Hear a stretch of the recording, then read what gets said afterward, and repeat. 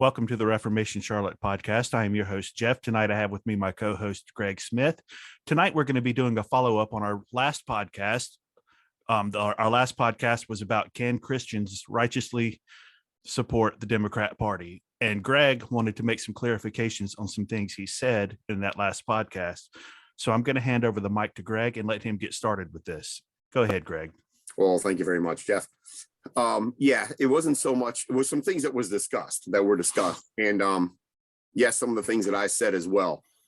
What reminded me of this, well, and watching it afterwards, but also there was an article published in the Baltimore Sun in 1993, which you will have a link in the description of this video, which was reporting on a lecture. I don't remember the exact details. I haven't read it in a little while, but was reporting on a lecture, I believe it was, that the Reverend Jesse Jackson had given to some, I don't know if it was students or a community group or whatever, of mainly young Black men, if I recall correctly, wherein he made the statement that, you know, when I'm walking down the street or walking out to my car, something like that, and I hear footsteps behind me and I turn around to look and I see that it's a white man and I'm relieved, something has gone drastically wrong in our community. You know, and the point he was making is that, you know, what's happened to Black America when I, as a Black man, can't lie to myself, and I am personally relieved when I hear footsteps in like an isolated area, and I am relieved when I turn around and see that it's a white person. It's like, whew, wow, you know, it could have been a young Black guy. And his instincts told him, being an adult man at the time, that he was in far greater danger if it had been a young Black man than if he turns around and it's a white person.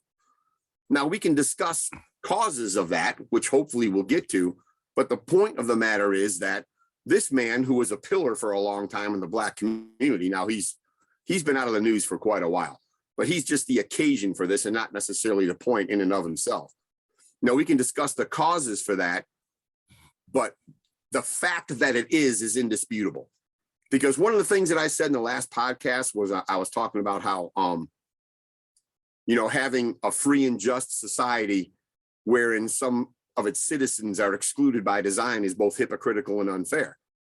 You know, treating one group differently or less than another group is wrong. That's not equal justice under the law. It's not all men being created equal. That's true. That's not the case, if that really were true. And, you know, but I said during our last podcast that, you know, we don't live in that country anymore.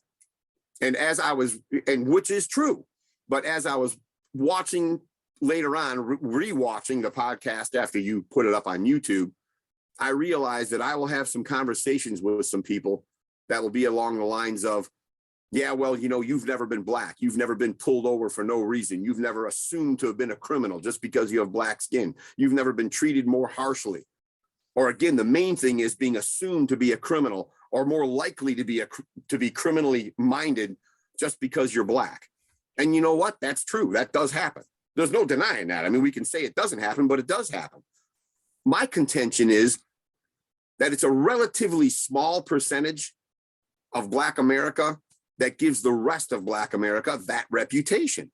Even in this city, I read a study recently. It's only been like within the last month, maybe, where somebody did a study on crime in Detroit, which is one of the most crime-ridden cities in the country. Also one of the Blackest cities in the country.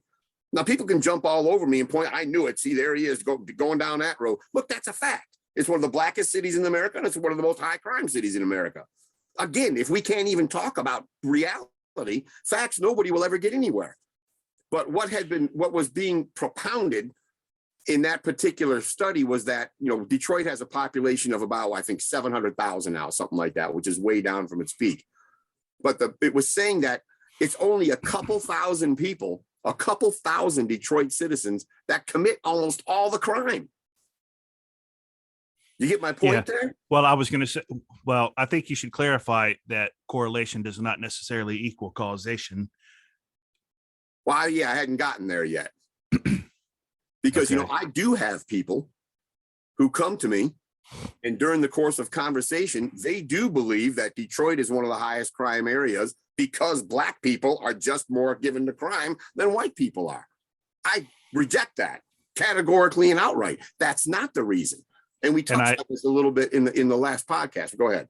Okay. Well, I was going to say, I assume you're going to talk about that more as this goes on. And Well, I mentioned statistics before we started talking about this, and statistically speaking, blacks do commit crimes at a higher rate than white, certain types of crimes. Anyways, I mean, this is it's just a statistical fact. I mean, that's just the way it is. So, what is it? Do you think it is? Because it's obviously not race or skin color that that genetically predispositions these people towards more crime. So what is it exactly? Well, like I talked about, I don't remember if it was exactly the last podcast, maybe it was, or the one before, but I do believe. Now, how do I proceed with this? Let's start with accepting the fact. I'm going to accept that there's some fair-minded folks out there, even in the black community. Not like every black person is not fair-minded. So you can't even talk. You can't even have a forthright conversation without parsing every word and worrying about every sentence. Okay, well, see, here's the thing. There seems to be a dichotomy here. And I think it's a false dichotomy. And we got to get to the bottom of it. But the dichotomy seems to be that either there's some kind of inherent disposition with black people towards crime, or the other end of the spectrum is that it's racism. Right. You see what I'm saying? Yeah, that seems to be the false dichotomy in this entire argument. So when you mentioned this article that was written in the Baltimore Sun that mentioned Jesse Jackson, what exactly was Jesse Jackson getting at when he said that he turned around and felt safer that it was a white person behind him and not a black person? Why? He was chastising his fellow blacks. That was the point. He was basically saying, here we are, we got our fingers pointed at Whitey all the time. And here I am as a black man who was standing next to Martin Luther King Jr. when he was shot. And I have to myself. But he's obviously not racist to think that. No, but he was just saying, it was more from a position of grief. You know, what's happened to us when we're blaming everybody, but I have to admit to myself that I'm relieved when I turn around and see a white man there. He was basically saying to them, we're doing this to ourselves. You know, and so the point of the matter is, it is true. I mean, I know it's true. I know I don't think people are lying to me. You know, I know people not just personally offline in real life, but people, you know, that I've met online as well. Say, I've been targeted and assumed to have been a certain type of person as soon as they see that I'm black. But you have to put yourself in the position of these police officers. You know, when all they know is that the majority of the people that they encounter that are committing certain types of crimes, like you said, are black. After a while, it gets ingrained in your head. If you see a black person, it's more likely that they're going to be in this group than if they're a white person. Now, again, the question is, why is that the case? Well, let's back up for a minute, because I don't necessarily think that it's just that being a black person is the only factor in play there. I think there's a lot of other things in play here. It could be the area that you're in, the neighborhood that you're in, the way somebody carries themselves and even dresses. You know, do they want to identify? Are they identifying themselves with gang culture by the way they talk, act, and dress? You know, there's that to consider. There's a lot of things here, and you know, and a lot of these things do have a correlation with ethnicity. I mean, when you look at it statistically, most high crime, majority black neighborhoods are majority black. I mean, that's just the way it is. Well, see, what do you say to a 35-year-old woman in a business suit who's coming from work, driving a 2018 Camry, who's never committed a crime in her life, who is pulled over for a traffic stop, and the guy walks over, or a couple of guys, or a guy and a gal, whatever, they got their hands on their guns and they're acting all suspicious and stuff, and they want you to get out of the car. They're saying to me, I'm being targeted for driving while black. I haven't done a thing. I have no criminal record. I have a perfectly good job. I'm a mom. I'm an upstanding, law-abiding citizen. What would make them assume that I somehow must be a bad person because they see black skin? And I say that woman is being penalized for the rest of, not the rest of, but the other portion of Black America that does commit those crimes and gives her that reputation. It's not just because people hate Black people. It's not just because the cops get up in the morning, white or Black, and just say, you know what? I just know today there's going to be a see, all right, back up for a minute, that. because I'm not sure I 100% agree with that. When you say, the motherly Black woman gets pulled over and then, goes out and spouts and says that she's being targeted just because she's Black, I have a hard time believing that she's actually being penalized because she's Black in that situation. For one thing, if she's coming out, I don't know, on social media or whatever, and saying, well, I got pulled over just because I was Black, and she's trying to argue that case, there's a red flag going off right away that she's probably, put up some kind of an argument with the police officer, got into it with him, was, arguing back and forth. There was probably something like that just based on what she says on social media about it. Does that make sense? That makes sense. And that is true some of the time. And it's also true some of the time that people will assume just because I'm Black and just because the police officer was white, I was pulled over for that reason. Yeah, and see, that's that reason. That's what I have a hard time buying. It's got nothing to do with my expired tags, or nothing like that. It has to be the fact that, they saw a Black person, they immediately want to pull over a Black person. That's what I'm saying. And I don't think, I think the innocent Black person that's being penalized for the small portion of Black people who commit these higher crimes, I think is actually very, very rare. Now, see, that's where you and I may not exactly see eye to eye on that, which that doesn't mean that, we're going to have a huge argument over it. Well, I don't live in Detroit, so I don't know. I mean, it's obviously, a different situation down here, but I don't have that experience down here in Charlotte, in the Charlotte area. That's what I was going to say. I know a lot of Black people. And I know a lot of fine Christian Black people, and it is true that some of the time they are assumed to be a certain way, at least to a certain degree, because of what other Black people do. The problem is they don't. We're getting into racial profiling here, and like I said a few minutes ago, there's a lot more in play here than just race in and of itself. This is different from city to city, obviously, because like I said, I don't see that here. Detroit is a very high crime, statistically speaking, is a very high crime city compared to Charlotte or, smaller southern suburban cities. So again, I don't think that ethnicity or race here is the single contributing factor to this. No, the point where I'm going with this is that the innocent Black person who's being treated poorly because of the behavior or the reputation that's being painted upon them by the the criminal portion of Black America assumes that it's all about just because they're a Black person. You understand? The ones, I shouldn't say many of the ones I speak to are not willing to even admit that. They don't say that there's a good reason behind it. This cop might have actually had, 400 interactions in his career, and 275 of them were with Black people, and 200 of those went bad. And the other ones that he had with white people didn't go bad, and that his experience might actually be dictating that. It just has to be that America's racist. I also believe that there's a culture of fear that has been cultivated within the Black community. Yep. A lot by the media, but also, just within the community itself over the years it really does stem back to Jim Crow and even prior to that. So there is some truth to that, but there's a perpetuation of this fear that is probably mostly unwarranted, I would say. I'd say if you're talking about the same thing I am, I'd say it's entirely unwarranted. 99.9%. Yeah, I would agree with that. It's very unwarranted, but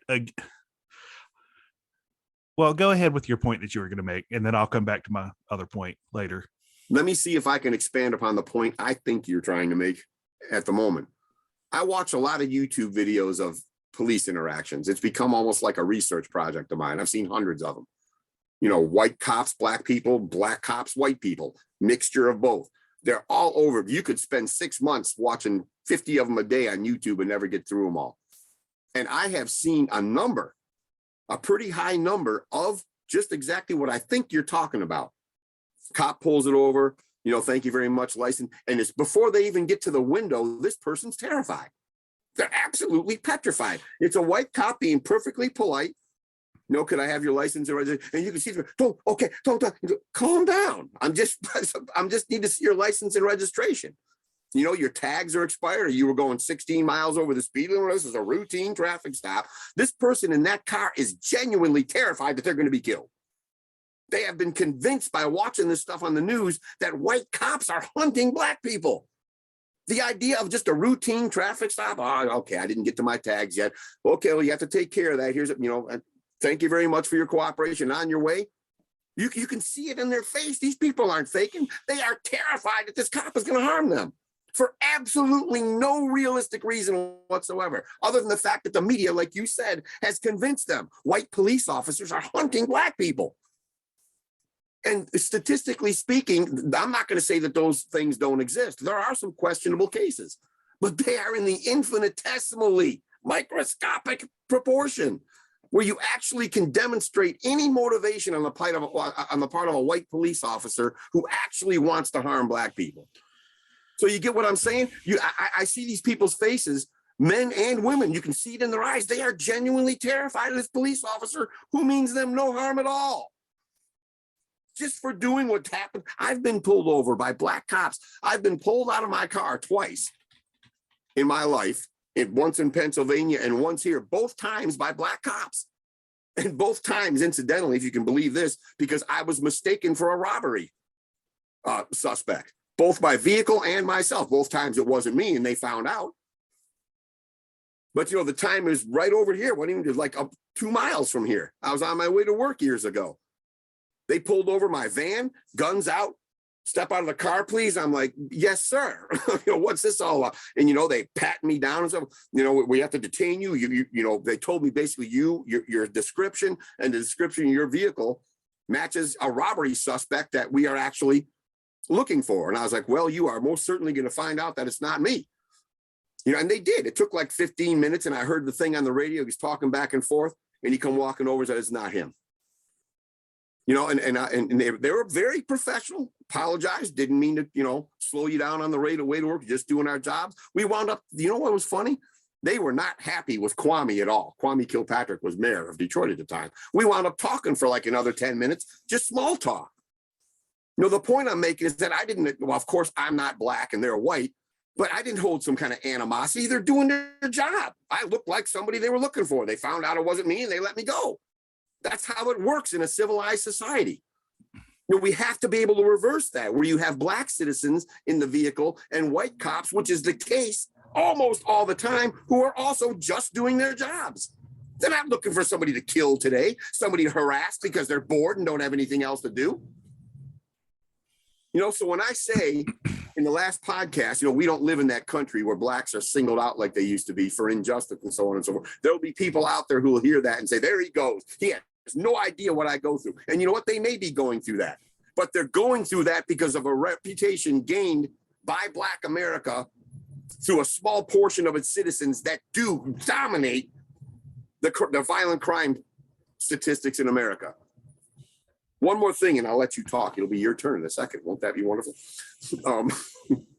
If you eliminate 8 or 10, I just read this again within the last couple of weeks. If you eliminate 8 or 10 counties in the United States, just take them out of the statistics, America's violent crime rate goes down by 80%.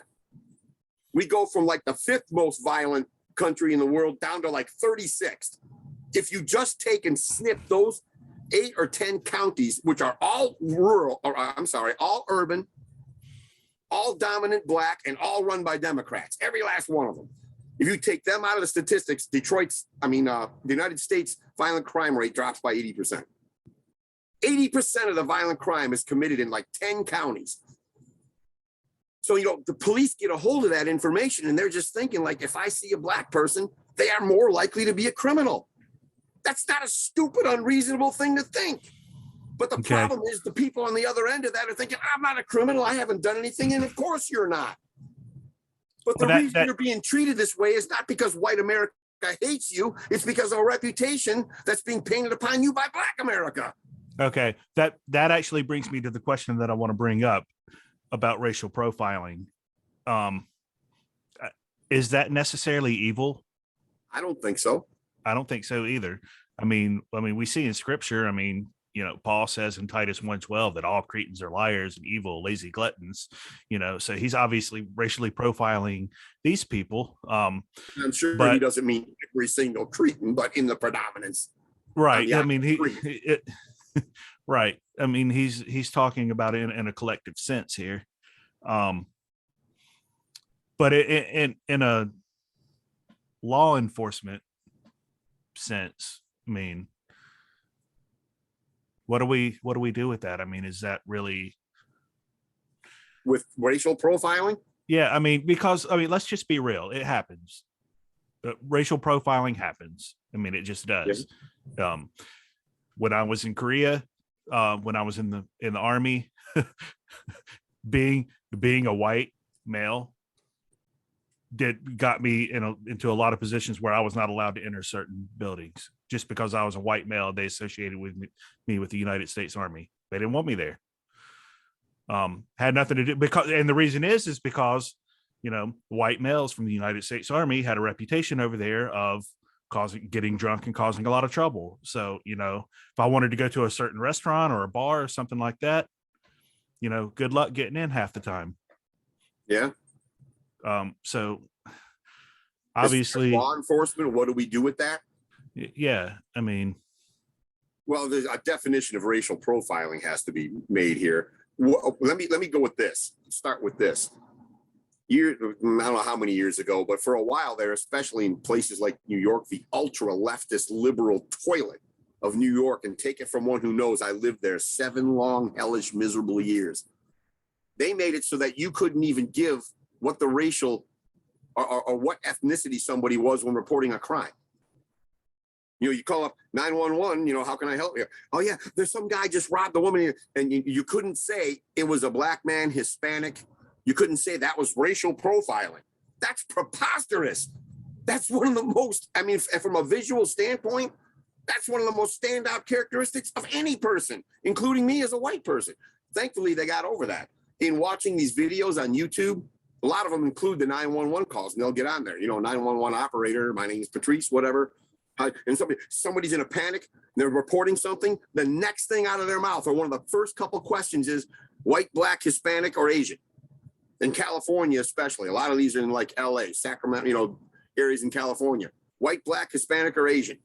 That's what they want to know, because if we can't even, those are big categories. If we can't even narrow it down that far, how do we look for somebody? Well, I can't tell you that. Well, you'll just have to figure out who he is. Okay, fair enough. But say when a cop pulls somebody over, is it right, or is it even okay for him to be more suspicious of a person just because he's black than if he were to pull over a white person? I would say it depends on how he conducts himself. If it were me, I wouldn't be able to help it. Let's just say I've been a cop for 10 years and my career has shown me certain patterns during this time. It's my experience. I can't change that. When approaching somebody, I'm not going to be able to help but have certain more likely scenarios than others in my mind. It's impossible to avoid that. Now, what's going to matter is how I play that out in my interaction with this person. Okay, now you see, the left is going to say that that's racism. Oh, that's not racism. That's just, I know, but that's what they're going to say. I know they're going to say that because everything's racism. Even if I didn't do that, if I wasn't a cop and never had a bad interaction with a black person in my life, unless I am a Marxist, I'm automatically a racist. Those are the two options nowadays. You're either a social Marxist or a racist. Those are that talk about a false dichotomy. So I'm prepared to be called a racist for that. Think of it, there's no such thing as a person who has thinking reasonable questions about wokeism. That person doesn't exist. You're either woke or a racist.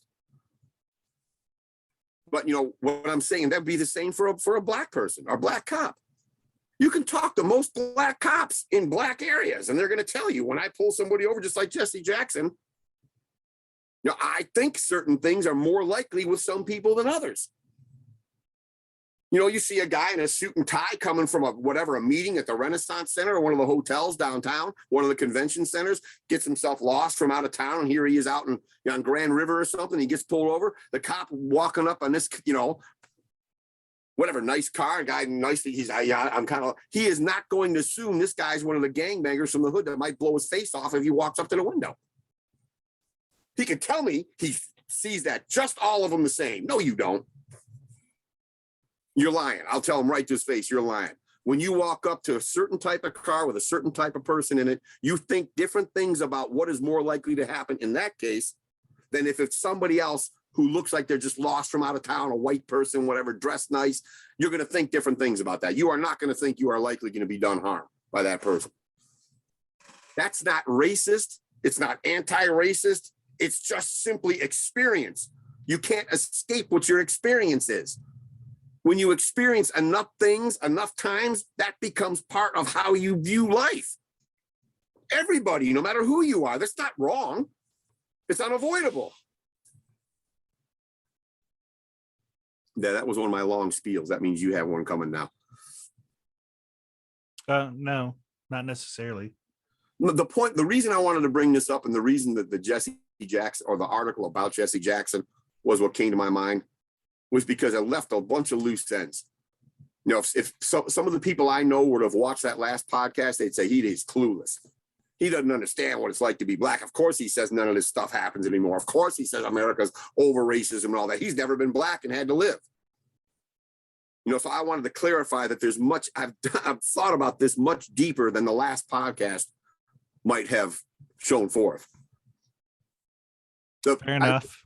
The main thesis is, I wish my black brothers and sisters especially could hear this, because the pagans aren't going to hear it. But my brothers and sisters in Christ, when you are targeted or viewed a certain way, I can almost guarantee you that it's not just because that white police officer doesn't like black people. It's because of what he knows as being a police officer. He can't even help it if he tried, especially in an area like this. He's not being more cautious, got his hand on his gun, being maybe a little bit more stern, a little, looking at you a certain way because he hates black people. It's because during his career, he's been endangered far more times by black people than white people. And again, why is that? It's because the black family is almost non-existent in Detroit. We'll take that up with the next podcast. We talked about that a little bit, 2 or 3 podcasts ago. The left, you know who talked about this with a lot of wisdom, believe it or not, is Malcolm X. He said, there is no greater enemy on this continent than the white liberal. And he gave all the reasons. You're going, yeah. He got it way back then. These liberals pretend to be your friend. And what they basically was saying is that they ensnare you with their friendship. They create dependency. They make you need them. And that gives them power over you. And once they have you in their, where you need them, they can manipulate you because now you can't live without. I'm like, yeah. I'm paraphrasing Malcolm X, but he's absolutely right about that. Over several generations, going back into the 60s to the present, Black America's family has been, by design, systematically dismantled by the left so that they can step in and become the father.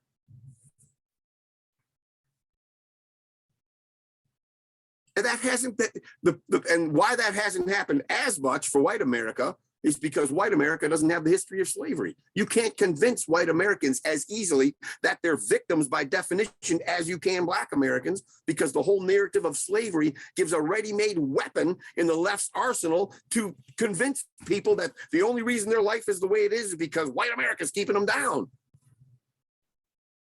That won't work with white people. We've never been enslaved.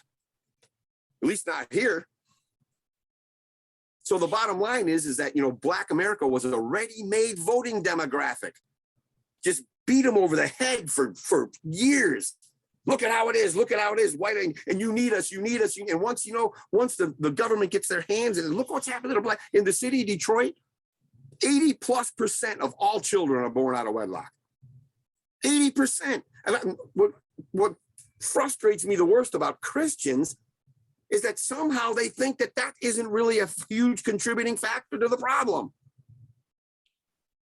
How can you have a community where 80% of the families are broken? And if there is a man, he's in jail or he's abusive most of the time, or a lot of the time.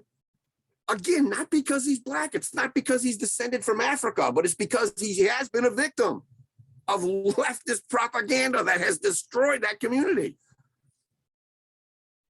We talked during the election. You were like, I want to, what's going on with Detroit? Look at these overnight results. Well, how can this possibly happen? Wayne County has gone Democrat forever. It's predictable. You can set your clock by it. Detroit has been decimated. There used to be 1,800,000 people in the city. It used to be called Paris of the Paris of the Northwest. It was a gleaming jewel of industry and productivity. Today, it looks like a third world country. You've got torn down, burned out houses. It's a complete hellhole. After 50 years of Democrat rule. And they still vote for these people like Rashida Tlaib. Because over time, and again, it's not because black people are stupid. It's not because they're more immoral than white people. It's because it becomes a thinking pattern over time. Democrats, liberals love me. And Republicans are hateful, horrible, racist, KKK types who just want to keep me down, not realizing the whole time that it's been the liberals and liberalism that has been keeping you down of necessity. If you don't need them, you have no reason to vote for them. Yep. They have to keep you convinced that if you want to keep that gravy train going, this entire city's on welfare. Look at the statistics on that. What would happen if we pushed the button and all that stopped? These people starving all over there, completely dependent on the government. And they keep telling you want to see that keep up, better make sure the right person's in office, because if not, you're not going to be getting your stuff. We're once a father, and you can look even going back like up to the 50s. Yes, there's always been problems, but great progress was made during the 20th century. That gets totally overlooked. A huge percentage of Black Americans did have jobs. They did start businesses. They were being recognized, in areas where they weren't before. Let's not kid ourselves. The divide between, Black and white America coming out of the Civil War was huge. It takes a long time to heal that, if it ever gets healed. But that progress, we were pointed in the right direction. You realize that there's going to be people that listen to this podcast and they're going to automatically just write it off because we're two white guys talking about the plight of black people. I do. Yeah. So. Because it has nothing to do with the substance of what's being said. No, exactly. And that's kind of really the whole point of what we're talking about here. Discounts everything you say. Right. That's the whole point of what we're addressing here. So I guess with that, we'll go ahead and wrap it up for tonight. But I would like to continue the conversation that we discussed earlier in a new podcast. I appreciate your confidence. I'm honored by the fact that you would have me on here to speak so much. I know I get passionate about things and I get going. I appreciate your patience as well. Well, you wanted to clarify some things, so that's what we did. We brought you on to clarify some things. So. All right. All right. Good night. Good night.